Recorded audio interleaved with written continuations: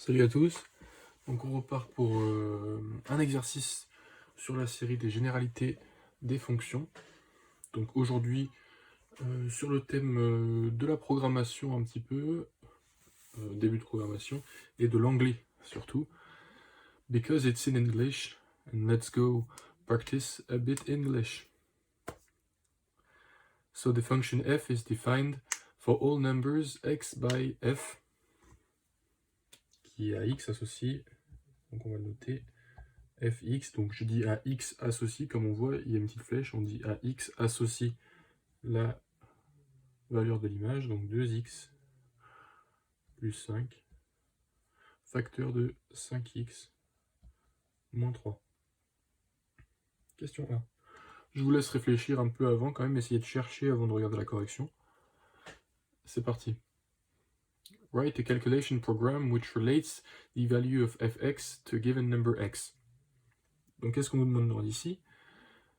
A calculation program, c'est assez transparent, donc un programme calculatoire, d'accord, un programme de calcul, which relates, qui traduit the value of fx to a given number x, donc qui traduit la valeur de l'image fx à un nombre donné x. Ok, donc c'est parti, on va écrire ce programme en anglais. Donc premièrement, give x, donc on donne x. To give, c'est-à-dire donner, donc simplement give x, on demande un premier nombre, un nombre quelconque, x. Ensuite, à x, on lui fait quoi? On voit ici qu'à x, on le multiplie par 2 directement. C'est la première chose qu'on fait à x. Donc, le x, on va le multiply by 2. Multiplie par 2. Multiplié par 2. Et ensuite, on fait quoi? On ajoute 5. Donc, à tout ça, à 2x, on va add 5. Ok? Et ensuite, quand on a tout ça, on a du coup 2x plus 5. Là, on a 2x plus 5. Et on va multiply le tout, en fait.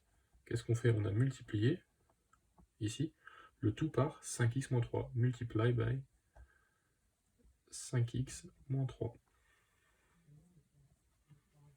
Ok? Et on peut finalement afficher la valeur de fx. Donc, print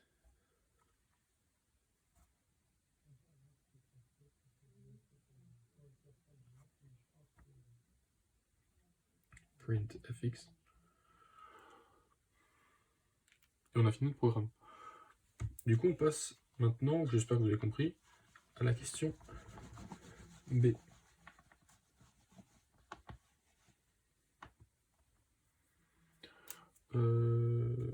C'est parti. Work out the output value of the function f when x equals 3. Donc qu'est-ce qu'on demande? On demande work out the output value. Donc c'est-à-dire trouve, finalement work out c'est trouve, the output value. Donc output c'est quelque chose qui sort, out c'est sortir de.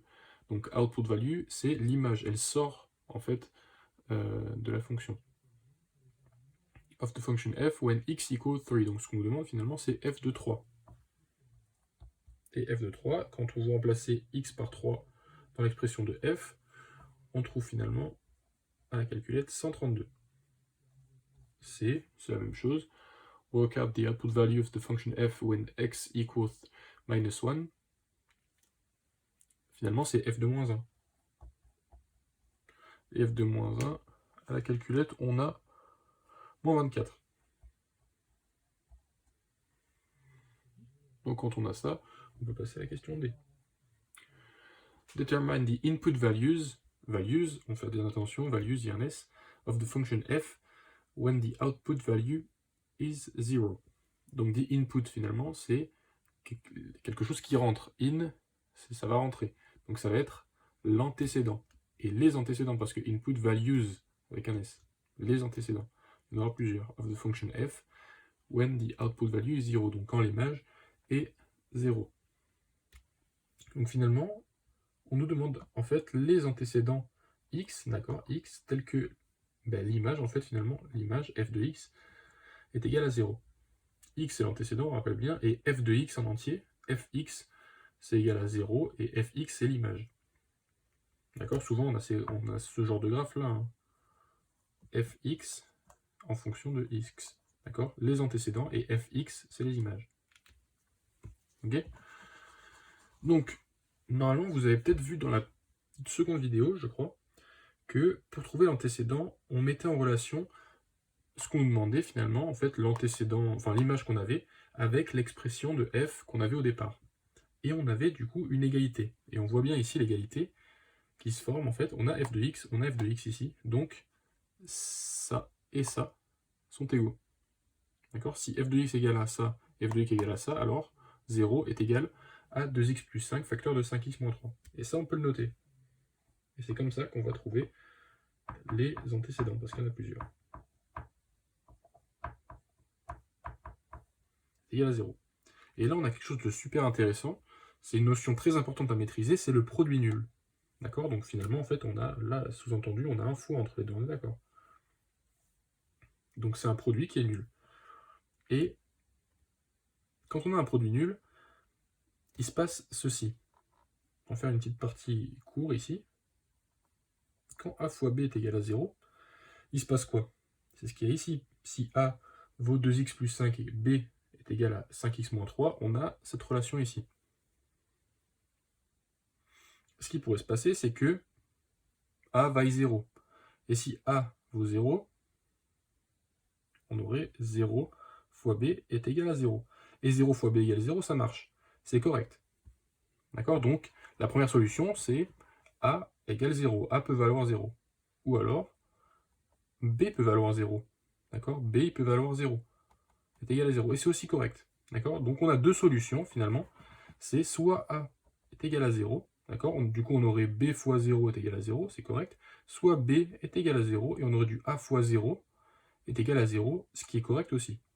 Et ça, on va pouvoir l'écrire maintenant dans notre égalité.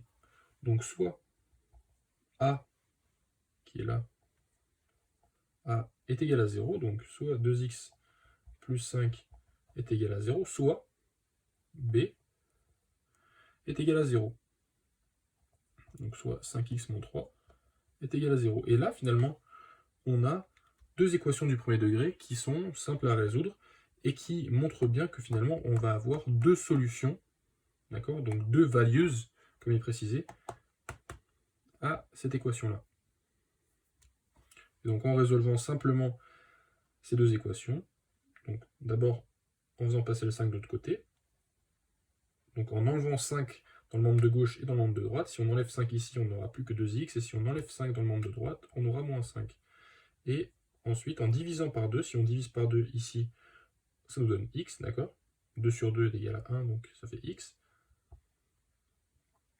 Et en divisant par 2 ici, on va avoir moins 5 sur 2, d'accord? On fait toujours la même chose dans le membre de droite et dans le membre de gauche pour garder l'égalité. C'est très important. Et ensuite, finalement, pareil pour cette équation-là. D'accord? Ici, il y a des équivalences, d'accord? Ce signe-là, c'est le signe équivalent. Pareil, donc en ajoutant 3 dans les deux membres, on a ça. Et en divisant par 5, d'accord? En divisant par 5 ici, on a x, et en divisant par 5 ici, on a 3 cinquièmes. Et finalement, on a nos deux solutions qui correspondent en fait, pour une valeur de x qui vaut soit moins 5 demi, soit 3 cinquièmes, à une image qui est 0. Vous pouvez vérifier en fait finalement, en remplaçant x est égal à moins 5 demi ou x égale 3 cinquièmes dans cette expression, d'accord, le même x, hein, on ne fait pas l'un des deux, non, c'est le même x ici et là, d'accord, on va pouvoir trouver que f de x est égal à 0. Bon, j'espère que cette vidéo était super intéressante, on a que bien parlé anglais ensemble, et que vous avez appris à quoi correspondait the output value, donc l'image, et the input value, l'antécédent. Que cette vidéo vous a plu, et que vous allez finalement, si vous avez des choses, des questions, commenter, d'accord? J'espère pouvoir vous répondre, et vous abonner, parce que ça me fait extrêmement plaisir. Je vous fais la bise. A plus.